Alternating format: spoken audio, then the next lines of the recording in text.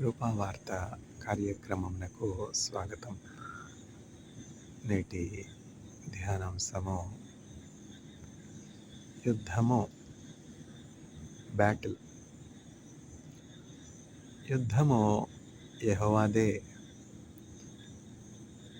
సమూయేలు గ్రంథము, మొదటి సమూయేలు గ్రంథము 17వ వచనము, 47వ అధ్యాయం. The battle is the Lord's.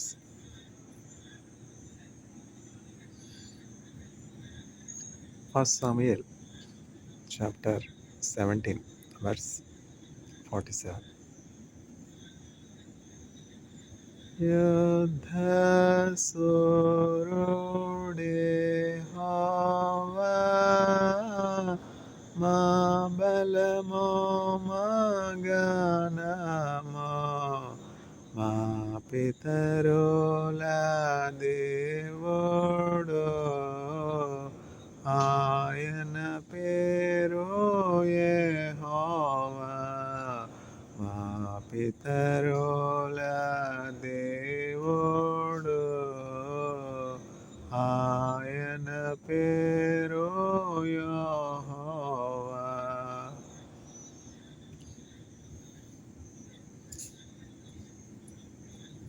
ఫరో రథముల సేనలను, తన శ్రేష్ఠాధిపతులను ఎర్ర సముద్రములోన ముంచి వేసెను యెహోవా. ఎర్ర సముద్రములోన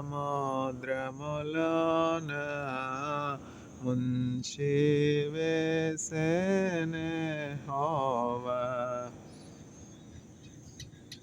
ఫరో రథముల సేనలను, తన శ్రేష్ఠాధిపతులను ఎర్ర సముద్రములోన ముంచి వేసెను యెహోవా. ఎర్ర సముద్రములోన ముంచి వేసెను యెహోవా.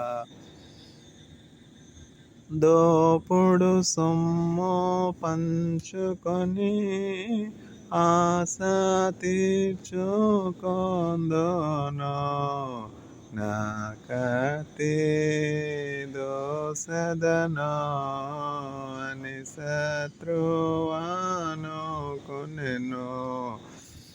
నా కత్తి దోసెదను అని శత్రువనుకొనెను. వేల్పులలోని సములెవరు, పరిశుద్ధ మహనీయుడా, అద్భుతమైన పూజ్యుడా, నీ వంటి వారెవరు?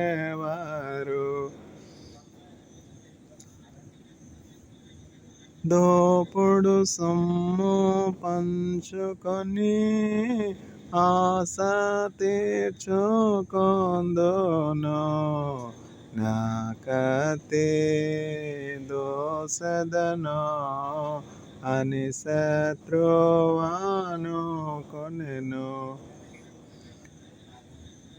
ఇశ్రాయేలీయులంతా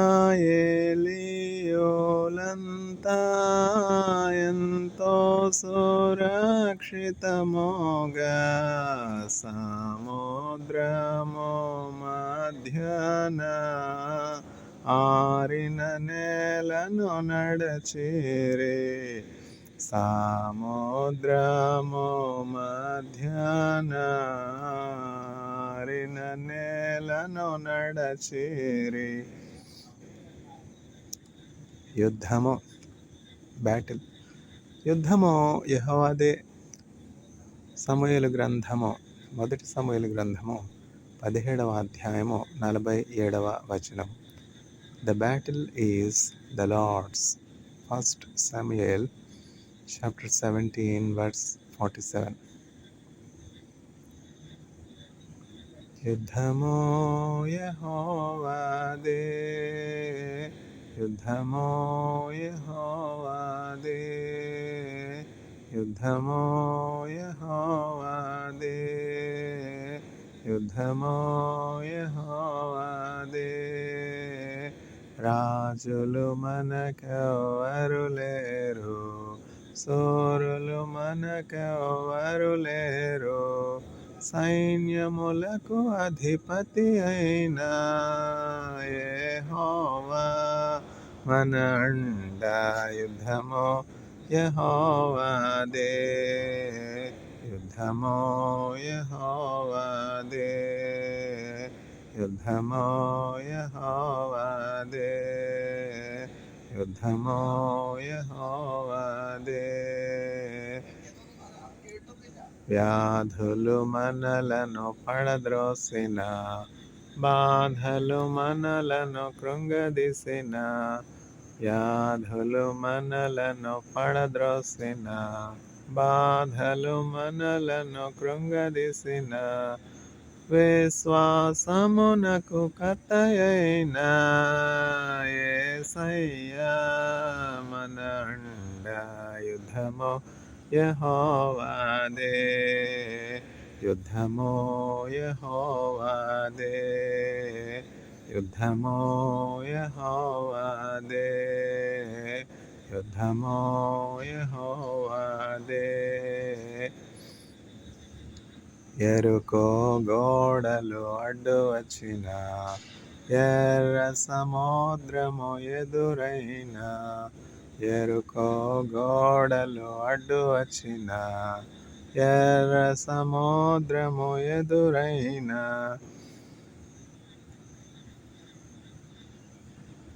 అద్భుత దేవుడు మనకుండా, భయమేలా మనకింక.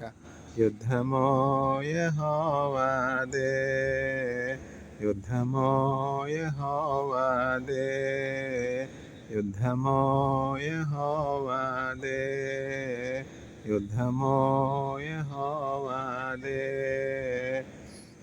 శోధకుడైన అపవాది గర్జించు సింహము వలె వచ్చిన, శోధకుడైన అపవాది గర్జించు సింహము వలె వచ్చిన, యోధా గోత్రపు సింహమైన యేసయ్యా మన అండ.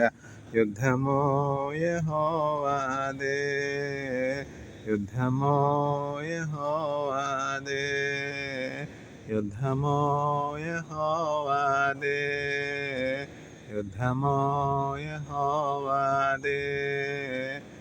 ఇవన్నీ కూడా ఎంతో ఉజ్జీవకరమైనటువంటి పాటలు. సంఘంలో చక్కగా ఈ పాటలు పాడుతూ ఉంటే కష్టంలో ఉన్నటువంటి వారు, బాధలో ఉన్నటువంటి వారు, ఇబ్బందుల కొలిమిలో ఉన్నవారు, వ్యాధిలో ఉన్నవారు, కృంగి ఉన్నటువంటి వారు, దుఃఖంలో ఉన్నటువంటి వారు, నిరాశలో ఉన్నవారు, నిస్సహాయతలో ఉన్నటువంటి వారు ఈ పాటలు విని ఎంతో బలాన్ని పొందుకున్నటువంటి సందర్భాలు అనేక ఉన్నాయి. ఎంతో ధైర్యాన్ని పొందుకున్నటువంటి సందర్భాలు అనేక ఉన్నాయి. ఎన్నో సాక్ష్యాలు. కానీ ఈ పాటలకు ఆధారం ఏంటి చెప్పండి? వాక్యమే కదా. ఈ వాక్యం మనకు ఎట్లా వచ్చింది చెప్పండి? ఇజ్రాయెల్ నుంచే కదా, యూదుల నుంచే కదా ఈ వాక్యం మనకు వచ్చింది. ఆ బైబిల్ గ్రంథాన్ని ఇజ్రాయేలీలు ఎంతగా చక్కగా ప్రిజర్వ్ చేస్తారో చూడండి. అట్లా పురాతనమైనటువంటి జ్ఞానాన్ని మనం ప్రిజర్వ్ చేసే వారిగా ఉండాలి. ఆది నుండి ఉన్నటువంటి జ్ఞానం, ఆది నుండి ఉన్నటువంటి వారంటే యేసుక్రీస్తు ప్రభుని గురించినటువంటి జ్ఞానం మనం ప్రిజర్వ్ చేయాలి. మన హృదయంలో ఉన్నటువంటి ఆ వాక్యం పసిపిల్లలతో, చిన్నపిల్లలతో పంచుకోవాలి. అప్పుడు వారు దేవుని యందు భయభక్తులు కలిగి జీవిస్తారు. ఎప్పుడైతే ఒక మనుష్యుడు దేవుని యందు భయభక్తులు కలిగి జీవిస్తాడో అతని పరిస్థితి ఎట్లా ఉంటుందంటే, ఇప్పుడు నీటి కాలువలు అన్నటువంటి ఒక చక్కని చెట్టు ఉంది. నీటి కాలువలు అంటే ఇప్పుడు గోదావరి నది ఉంది, చక్కగా కృష్ణా నది ఉంది, తర్వాత కొల్లేరు సరస్సు ఉంది. ఇట్లా సరస్సు ప్రక్కన, నీటి వాగుల ప్రక్కన ఒక చెట్టు నాటబడి ఉంటే ఆ చెట్టుకి ఏమన్నా బాధ ఉంటుందా, ఇబ్బంది ఉంటుందా? వర్షాకాలం కావచ్చు, ఎండాకాలం కావచ్చు, శీతాకాలం కావచ్చు, ఏ కాలంలో అయినా నీటి కాలువలు చెట్టును తడుపుతూ ఉండుటను బట్టి చక్కగా ఆ చెట్టు సారము కలిగి పచ్చగా ఉంటుంది. తర్వాత తన కాలంలో ఆకు వాడక ఫలాలిస్తూ ఉంటుంది. శీతాకాలం. ఇప్పుడు శీతాకాలంలో సీతాఫలాలొస్తాయి. అంటే కస్టర్డ్ యాపిల్. ఎండాకాలంలో రావుగా. మామిడి పళ్ళొచ్చి ఎండాకాలం వస్తాయి. శీతాకాలంలో రావుగా. పుచ్చకాయలొచ్చి ఎండాకాలంలో వస్తాయి. వర్షాకాలంలో రావుగా. ఏ కాలానికొచ్చే ఫలాలు ఆ కాలంలో వస్తాయి. అందుకే ఆ రుచి అట్లా ఉంటదనమాట. ఇప్పుడంటే క్లైమేట్ చేంజ్ వల్ల కాలాలుతో సంబంధం లేకుండా ఏ పళ్ళైనా ఎప్పుడైనా చూస్తాం. వర్షాకాలంలో, తర్వాత శీతాకాలంలో మామిడి పళ్ళేంటి చెప్పండి వింత? ఒక్కొక్క పండుకి ఒక్కొక్క రుచి అది. పైనాపిల్. పైనాపిల్ అంటే ఇంగ్లీష్ భాష వచ్చాక తెలుగు మాట్లాడుకోవడం మనం మానేసాం గదా! అనాస పండు. యాపిల్. యాపిల్ అంటే తెలుగు తెలియనే తెలీదు. జల్దరు ఫలాలు. ఇట్లా తెలుగులో అనేకమైనటువంటి ఫలాలున్నాయి. తర్వాత ఏమిటి? పనస, మామిడి, హ్మ్, బత్తాయి, కమల, హ్మ్, ద్రాక్ష, అంజూరపు ఫలాలు. ఇట్లా ఒక్కొక్క ఫలానికి ఒక్కొక్క వైవిధ్యం అనేది ఒక్కొక్క రుచి ఉంది. ఇప్పుడు ఆ ఫలాలు తినేవారు ఎవరున్నారు చెప్పండి?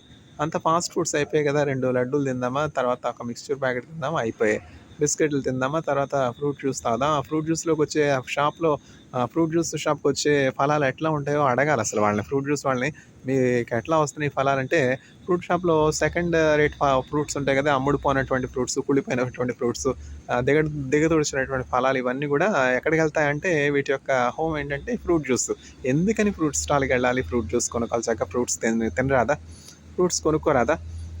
ఆ ఫ్రూట్స్ పెట్టే ధరొచ్చి ఇంకా ఆహారం దానికోసం ఖర్చు పెట్టడం. ఆహారం కాని దాని కొరకు మీ రోకలి ఎలా ఇచ్చేద్దరు? దేవుని వాక్యం చూడండి ఎంత స్పష్టంగా చెప్తుందో. సినిమా. సినిమా టికెట్ అంటే రూ. 300, రూ. 400 ఇప్పుడు ఇంకా పెరిగిపోయిందనుకోండి. ఎందుకు మనకి బెంగ మెతుకులేదు మీసాలకి సంపెంగ నూనెని. ఆ 300, 400 ఉంటే పిల్లలందరూ కలిసి చక్కగా బియ్యము, తర్వాత పప్పు, తర్వాత ఉప్పు, నూనె, ఆ! చక్కగా ఆ! అరటికాయలు, తర్వాత టమాటోలు, ఉల్లిపాయలు, ములక్కాడలు ఇవన్నీ తెచ్చుకుంటే 300కి ఒకరోజు పూట భోజనం వస్తుంది కదా పిల్లలందరికీ. సినిమాకి నువ్వు వెళ్ళి, తర్వాత ఏమిటది బీర్ బాటిలు, తర్వాత ఆల్కహాల్ ఇవన్నీ. ఆల్కహాల్‌కి అడిక్ట్ అయితే ఏం జరుగుతుంది? ఆ వచ్చినటువంటి రోజంతా కష్టపడితే ఒక 500 వస్తాయి. అంతకంటే ఎక్కువ రాదుగా. కష్టజీవులకి కన్‌స్ట్రక్షన్ ఫీల్డ్‌లో ఉన్న ఎంత కష్టపడుతున్నారు మన చుట్టూ ఉన్నటువంటి వారు చూడండి. ఐగుప్తు బానిసత్వంలో ఉన్నట్లు కన్‌స్ట్రక్షన్ లేబరర్స్ ఎంత కష్టపడతా ఉన్నారు. ఉదయం నుంచి సాయంత్రం వరకు పాపం అట్లా కష్టపడుతూనే ఉంటారు. ఖాళీ కడుపుతో కష్టపడుతున్నట్టు. వాళ్ళ కష్టం, వాళ్ళ కన్నీరు ఎవరికీ తెలీదు. వాళ్ళకే తెలుసు. అయితే the lord is near the broken hearted. విరిగి నలిగిన హృదయం గల వారికి యేసుక్రీస్తు ప్రభు సమీపముగా ఉన్నాడు. విరిగి నలిగిన హృదయముతో దేవదేవుని సన్నిధిలో అనిసము ప్రార్థించినచో కలుగు ఈవులు మనకెన్నో. రండి యెహోవాను గూర్చి ఉత్సాహగానము చేసెదము. ఆహా హల్లెలూయా, ఆహా హల్లెలూయా, ఆహా హల్లెలూయా, ఆహా హల్లెలూయా. కష్ట నష్టములెన్నున్నా, పొంగు సాగరులెదురైనా, కష్ట నష్టములెన్నున్నా, పొంగు సాగరులెదురైనా, అనిసము ప్రార్థించినచో కలుగు ఈవులు మనకెన్నో. అనిసము ప్రార్థించినచో కలుగు ఈవులు మనకెన్నో. రండి యెహోవాను గూర్చి ఉత్సాహగానము చేసెదము. ఆహా హల్లెలూయా, ఆహా హల్లెలూయా, ఆహా హల్లెలూయా, ఆహా హల్లెలూయా. త్రోవ తప్పిన వారలను చేరదీసేనాథుడని నీతి సూర్యుండాయనే నిత్యమును తించదమో. రండి యెహోవాను గూర్చి ఉత్సాహగానము చేసెదము. ఆహా హల్లెలూయా, ఆహా హల్లెలూయా, ఆహా హల్లెలూయా, ఆహా హల్లెలూయా. ఎంత ఉజ్జీవకరమైనటువంటి పాటలు చూడండి. చిన్నప్పటి నుంచి మన పిల్లలకు మనము దేవుని వాక్యాన్ని నేర్పించవలసినటువంటి వారమై ఉన్నాం. యూదులు అట్లనే చేస్తారు. యూదులు షబ్బాత్ అంటే ఏడో దినం అనమాట. ఎక్కడ ఉన్నప్పటికీ కూడా పిల్లలు పీచు అందరూ కూడా ఆ ఏడవ దినమున సబ్బాత్ టేబుల్ దగ్గరికి వచ్చేస్తారు. పిల్లలు చదువురీత్యా కానీ ఉద్యోగరీత్యా కానీ దూరంగా ఎప్పుడు పిల్లలు ఇంట్లో ఉంటారా? పెద్దవాళ్ళు అవుతున్నప్పుడు ఉద్యోగరీత్యా చదువురీత్యా బయటకు వెళ్తారు. వెళ్ళినటువంటి వాళ్ళు రావాలి కదా, పక్షులు గూడు చేరుకోవాలి కదా. అట్లా సబ్బాత్ దినానికి ఏడవ దినానికి చక్కగా ఎక్కడ ఉండినా అంటే ఆర్మీ సర్వీస్కి వెళ్తూ ఉంటారు పిల్లలు. మనకంటే ఏమి లేదు, మనకంటే ఏమిటంటే దేశానికి పెట్రియాటిజం లేదు, దేశానికి సర్వ్ చేయడం లేదు, ఆర్మీ సర్వీస్ లేదు, అంతా కూడా ఫ్రీడమ్, కంప్లీట్ ఫ్రీడమ్ అనమాట. అయితే ఇజ్రాయెల్ అట్లా కాదు, కంపల్సరీగా 3 ఇయర్స్ ఆర్మీలో సర్వ్ చేయాలి యూత్ అనమాట. అట్లా పిహెచ్డీకి వచ్చే ముందే వాళ్ళు చక్కగా 3 సంవత్సరాలు యవన బిడ్డలు సోల్జర్స్గా పనిచేసి వస్తారనమాట. కొంతమంది ఎయిర్ ఫోర్స్లో ఉంటే, కొంతమంది ఆర్మీలో ఉంటే, కొంతమంది నేవీలో ఉంటే, కొంతమంది ఇంటెలిజెన్స్లో ఉంటే, కొంతమంది షిన్బెత్లో ఉంటే, అట్లా ఒక్కొక్క ఫీల్డ్లో ఇట్లా యంగస్టర్స్, ఇజ్రాయెల్లో ఉన్నటువంటి యంగస్టర్స్ వాటిలో ఆర్మీలో సర్వ్ చేస్తారనమాట. నాతో పాటు నా దగ్గర పిహెచ్డీ చేసినటువంటి స్కాలర్స్ని అయితే వాళ్ళు చెప్తారనమాట. వాళ్ళు దేశం కోసం ఎంత డెడికేటెడ్గా సర్వీస్ చేస్తారో, వాళ్ళు సర్వీస్ చేసినటువంటి విషయాలన్నీ కూడా చెప్తారు. ఆ సర్వీస్ మనకెక్కడుంది? లేదుగా. అందుకే మనం ఎట్లా ఉన్నాం, వారు అట్లా ఉన్నారు. ఎంత డిసిప్లిన్ అంటే, ఒక టైంకి అసెంబ్లీ అవ్వాలంటే వారు ఎక్కడున్నా కూడా చక్కగా అసెంబ్లీ పాయింట్కి అసెంబ్లీ అయిపోతారు. అక్కడ కమ్యూనికేషన్ అంత ఫాస్ట్గా ఉంటుంది. చీమలు చూడండి, చీమలు ఎంత ఫాస్ట్గా ఉంటుంది కమ్యూనికేషన్, ఎంత సిస్టమేటిక్గా ఉంటాయి చీమలు, ఎంత డిసిప్లిన్గా ఉంటాయి. సో మరి ఈ చీమల వద్దకు వెళ్ళము, వాటికి న్యాయాధిపతి లేకపోయినా, పై విచారణకర్త లేకపోయినా, అవి చక్కగా జ్ఞానం కలిగి వర్షాకాలం కొరకు వేసవ కాలంలోనే కూర్చుకుంటాయంట. మనకి ఎక్కడుందా కూర్చుకునే కూడా లేదుగా. 100 రూపాయలు వస్తే 100 రూపాయలు తినేసేది, ఇంకొక 100 కూడా అప్పు చేసేది. ఇట్లా ఉన్నాం మనం. అమెరికా కల్చర్ అనమాట. ఇప్పుడంతా కూడా అమెరికన్ కల్చర్ మనకు అలవాటైంది. అమెరికన్ కల్చర్ ఏంటంటే ఆ సేవ్ చేసేది ఏమి ఉండదు, దుబారా. అదే కదా ప్రాబ్లం. ఇప్పుడు అమెరికా ఎందుకు ఇన్వైట్ చేయాలి ఇరాక్ మీదకి చెప్పండి? అమెరికా వెనిజులా మీదకి ఎందుకు ఇన్వైట్ చేయాలి? దుబారా ఖర్చులు, అప్పులు. ఇండియా ఏ కంట్రీ మీదకి ఇన్వైట్ చేయకుండా ఎందుకుంది? ఇండియాలో మనకి మన పితరులు, మన తల్లిదండ్రులు, ఆ తర్వాత అంతకంటే ముందు తరం వాళ్ళు ఏం నేర్పించారు? ఇప్పుడంటే మనకి సత్తు రూపాయి కాసులు వచ్చాయి, ఎందుకు పనికిరానటువంటి రూపాయి కాసులు, అదేమి మెట్లో. పూర్వం వచ్చి అట్లా కాదు. అసలు రాయలసీమ రత్నాల సీమ. ఆ కాలంలో రత్నాలు, వజ్రాలు, విలువైనటువంటి వైడూర్యాలు ఇవన్నీ కూడా రోడ్ల మీద రాసులుగా పోసి అమ్మేవారు సంతల్లో. ఇప్పుడు రత్నాలు లేవు, రాళ్ళు కూడా లేవు, చెత్త కుండీలు మాత్రం ఉన్నాయి. ఎటుపోయిన కంపు, ఎటుపోయిన వేస్ట్, ఎటుపోయిన ప్లాస్టిక్ వేస్ట్, ఈ వేస్ట్, ఆ వేస్ట్, ఎటు చూసిన కుళ్ళు కాలువలు, ఓపెన్ డ్రైనేజెస్. ఇట్లా ఉంది మన పరిస్థితి ఇప్పుడు. కానీ ఆ కాలంలో ఇండియా దేశం ఎంతో సమృద్ధి కలిగినటువంటి దేశంగా ఉన్నది. సిల్వర్ కాయిన్స్ ఉండేవి, వెండి కాయిన్స్ ఉండేవి, బంగారు కాయిన్స్ ఉండేవి, తర్వాత కాపర్ కాయిన్స్ ఉండేవి. ఆ కాపర్ కాయిన్స్ ఏం చేసేవారంటే నీళ్ళలో వేసేవారండి. గంగలో, గంగ మీద ట్రైన్ వెళ్తూ ఉంది, గంగ సమీపంగా వెళ్తూ ఉన్నారు, పుణ్యక్షేత్రాలకి, తీర్థయాత్రలకి వెళ్తారు. ఇప్పుడెవరు వెళ్తున్నారు? కమండలం పట్టుకునేది లేదు, ఆ చొంబు పట్టుకునేది లేదు. పుణ్యం లేదు, పురుషార్థం లేదు, ప్రార్థన లేదు, వాక్యం లేదు, భక్తి లేదు. ఇంట్లో తల్లిదండ్రులే బైబిల్ చదవరు. పిల్లలు ఎందుకు చదువుతారు? నేను చిన్నదనంలో ఇంకా మంచం మీద ఉన్నప్పుడు మా అమ్మగారు బైబిల్ చదివితే ఆ బైబిల్లో విషయాలు నేను హృదయంలో దాచుకున్నాను. అప్పుడు నాటబడినటువంటి ఆ వాక్యం ఇప్పటికీ ఉంది. తల్లిదండ్రులు యథారాజా తథా ప్రజ. ఎలా తల్లిదండ్రులు ఉంటారో పిల్లలు కూడా అట్లనే ఉంటారు కదా. బైబిల్ చదివేదే లేదు, సండే దులుపుతారు దుమ్ము. చర్చ్ 9 గంటల కంటే 8:30కి లేచి పరుగు ఆ బైబిల్ దుమ్మంతా దులిపి, ఒక వారం రోజులు పట్టినటువంటి ఆ బూజంతా దులిపి చర్చ్కి వెళ్తారు. అట్లా ఉంది పరిస్థితి. ఒక కానికి సిద్ధపరచుకునేది లేదు, చర్చికి వెళ్ళడానికి సిద్ధపాటు లేదు, ప్రార్థన లేదు, ఇల్లు మారే ముందు ప్రార్థన చేసుకోవడం లేదు, ఎక్కడ పడితే అక్కడికి ఇల్లు మారడం, ఇల్లు కొనే ముందు అడగడం లేదు. అప్పులు అయిపోయాం, ఇల్లు కొనుక్కున్నాం, బ్యాంక్ వాళ్ళు వచ్చి ఆ ఇల్లు జప్తు చేశారు. ఎందుకని కొనాలి ఇల్లు? ఆ ఇల్లు కొనేటప్పుడు ఈఎంఐ కట్టే స్థామత నీకు లేదు. డాగల్లాగా, ఎలుగుబంటిలాగా నిన్నెప్పుడు దోచుకుందామని, నిన్నెప్పుడు నాశనం చేద్దామని నీచులైనటువంటి పగవారు నీ చుట్టూ ఉన్నారు. ఇప్పటి వరకు నీ దగ్గర డబ్బు దోచుకున్నటువంటి వారు ఇచ్చారా? ఇవ్వలేదు కదా.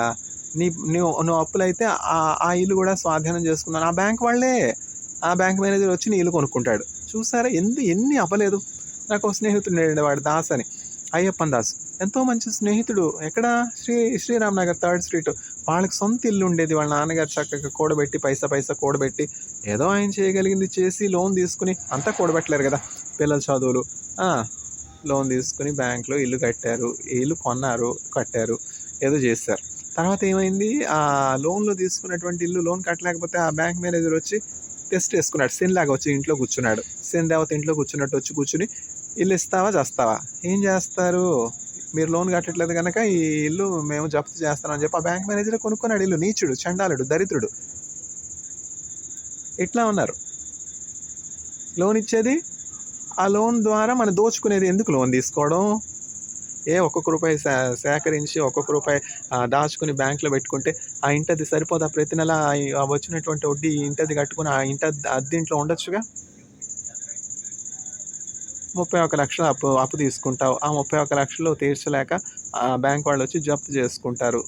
లేదా నువ్వు అప్పు తీసుకున్నాక నేను చంపేసి, ఎవరు ఇంట్లో నీ భార్యే, బయట వాళ్ళు కాదు. బయట వాళ్ళ గురించి నేను ఎందుకు చెప్తాను? భార్యని పేరు పెట్టుకున్నటువంటి ఆ నీచురాలే మందు పెట్టో మాకు పెట్టో ఏదో చేసి నేను చంపి ఇంకొకటి పెళ్లి చేసుకుంటుంది. వాడి ద్వారా ఇల్లు తన పేరున పెట్టించుకుంటుంది. ఎన్ని కాలేదు ఇవన్నీ చూడట్లేదా మనం? చెడిపోయినటువంటి స్త్రీలను, భర్తలను తల మీద చేయబెట్టే స్త్రీలను చూడట్లేదా మనం? నమ్మగలమా? నేను మరణం కంటే బాధకరమైనటువంటి ఒక విషయాన్ని చూస్తున్నాను. అదేమిటంటే స్త్రీ మరణబంధకములు, ఉచ్చులు, వలలు వంటి స్త్రీ. ఎందుకు మనం ఆ స్త్రీల చేతిలో పడ్డాం? ఎందుకు బ్యాంక్ మేనేజర్ల చేతిలో పడ్డాం? ఎందుకు లోన్లు, ఎందుకు ఈఎంఐలు? నీచులైనటువంటి మనుషులు ఈఎంఐ తీసుకో, నీ తద్దినం పెడతా, నీ దినం పెడతా. ఎందుకు నీకు ఈఎంఐ నేను ఎందుకు ఇవ్వాలి? నీచుడా, భ్రష్టుడా, చండాలుడా. ఉంటే తిని, లేకపోతే చావు. ఇంకొకళ్ళు బ్యాంక్ లోన్ తీసుకోమని చెప్తావేంటి? చండాలుడా. ఈ చెడిపోయినటువంటి వాళ్ళు ఇంకొకరిని చెడగొట్టడం అనమాట. ఎక్కడున్నారు ఇట్లా దిద్దేవాళ్ళు? నన్ను తిట్టారు, నన్నే తిడుతున్నారు, నా గురించే ప్రసంగం చేస్తున్నారంటే నేను దిద్దుకోవచ్చుగా. నరకానికి పోయే బదులు బ్రతుకుతావుగా. ఆ నరకానికి పోయే ముందు ఏదో ఈ లేపు రీసెర్చ్ చెప్పాడు అని చెప్పి దిద్దుకుంటే పరలోకానికి వెళ్తావుగా. ఆ నరకం తప్పుతుందిగా. లేదు నా గురించే చెప్పారు. నీ గురించే చెప్పారని నీకు అర్థమైంది. ఎందుకంటే ఆ తప్పులన్నీ నీలోనే. నువ్వే చండాలుడివి, నువ్వే డబ్బు దోచుకునే చండాలుడివి. దొంగల కంటే నీచులు ఈ ఇన్వైట్ చేసేవాళ్ళు ఉన్నారు కదా, ఇరాక్ మీద, తర్వాత ఇరాన్ మీద ఈ ఇన్వైట్ చేసేవాళ్ళు దొంగల కంటే నీచులు. దొంగలు దేవుడు మన్నించకపోతే వీళ్ళు మన్నిస్తాడా? వాక్యసారం ఏంటి? ఎక్కడున్నాం మనం? యుద్ధము యెహోవాదే. యుద్ధం అంటే ఏమిటి? ఇల్లు కొనుక్కోవాలి. డబ్బు లేకపోతే ఎందుకు ఇల్లు? అద్దెంట్లో ఉండొచ్చుగా. దేవుని దగ్గర విచారణ చేస్తే చక్కగా మంచి లెస్ అయినటువంటి జ్ఞానం దేవుడు ఇస్తాడు. ప్రభా నాకు ఇల్లు కావాలనైనా, ఒక చిన్న ఇల్లు అయినా పర్లేదు, ఒక రూమ్ అయినా పర్వాలేదు ప్రభా, నాకు ఒక చిన్న ఇల్లు దయచేయనైనా అని ప్రార్థన చేసుకుంటే 20 సంవత్సరాలకు 30 సంవత్సరాలకు ఆ ఇల్లు దేవుడు కొనుక్కునే తాహత ఇస్తాడు, స్తోమత ఇస్తాడు. అది తరతరాలకి ఆశీర్వాదంగా ఉంటుంది. నీ తర్వాత నీ పిల్లలు ఉంటారు, నీ మనమలు ఉంటారు, నీ మనమరాండ్రు ఉంటారు, ఆ తర్వాత వాళ్ళ పిల్లలు ఉంటారు ఆ ఇంట్లో. అదే మనకు కావాలి. లేకపోతే కొనుక్కుని ఇల్లు జప్తు చేసుకుని దోచుకోవాలా నీచులైనటువంటి మనుష్యులు. వీడు ఎమ్మెల్యే, వీడు ఎంపీ, నీచులు, చండాలులు. పొలానికి పొలం, ఇళ్ళకి ఇల్లు, వ్యధరాండను, తర్వాత తండ్రి లేని బిడ్డలను దోచుకునే చండాలులు, దౌర్భాగ్యులు వీరేగా. దేవుడిచ్చినటువంటి ఆ అధికారాన్ని దేని కొరకు వాడుతూ ఉన్నారు? పోలీస్ కేసులు పెట్టేది. ఏమిటది? ఎఫ్ఐఆర్లు అంటే ఇవే ఎఫ్ఐఆర్లు నాకు తెలియదు. ఎఫ్ఐఆర్లు పెట్టుకుని ఏమీ బాగుపడతారు చెప్పండి? అన్యాయం కేసులు పెడతానన్నారు. నువ్వు ఈ భూలోకంలో శాశ్వత కాలం జీవిస్తావా? చావా? నువ్వు చావా? చస్తే ఎక్కడికి వెళ్తావు? అన్యాయమైనటువంటి కేసులు పెట్టినటువంటి వాళ్ళందరూ కూడా ఆ నరకానికి, సాతానుడు ఉన్నటువంటి ఆ నరకానికి వెళ్తారు. అక్కడ ఏడ్పు ఉంటుంది, పండ్లు కొరుకుంటుంటుంది, ఆ నీళ్ళు ఉండవు, చీకటి, మరణాంధకారం, దుఃఖం, బాధ. ఇవన్నీ యేసయ్య చెప్పలేదా? నేను చెప్తున్నాగా. Missing points. దేవుడు తన పరిశుద్ధ వాక్యాన్ని దీవించును గాక, వినువారికి బుద్ధి దయచేయను గాక, పాప భీతి దయచేయను గాక, దేవుని యందు భయభక్తులు దయచేయను గాక, నరకం నుంచి తప్పించబడి జీవార్థమైనటువంటి ఫలాలు భోజించినట్లు, పరలోకంలో చేరినట్లు వారు తమ నడవడి దిద్దుకొందురుగాక. ఆమేన్.